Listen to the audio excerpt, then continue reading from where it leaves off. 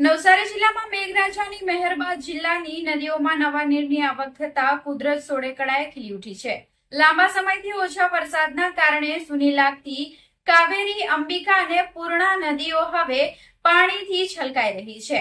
ખાસ કરીને ચીખલી નજીક વહેતી કાવેરી નદી અને તેના રિવરફ્રન્ટ પર મનમોહક દ્રશ્યો સર્જાતા લોકો કુદરતી સૌંદર્યનો આનંદ માણવા ઉમટી રહ્યા છે।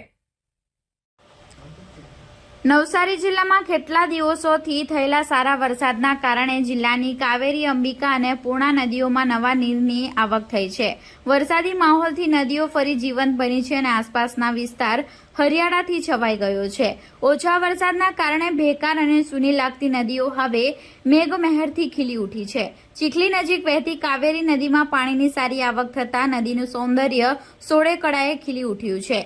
કાવેરી નદીના રિવરફ્રન્ટ પર નયનરમ્ય દ્રશ્યો સર્જાતા સ્થાનિકો તેમજ પ્રવાસીઓ કુદરતી સૌંદર્ય નિહાળવા પહોંચી રહ્યા છે।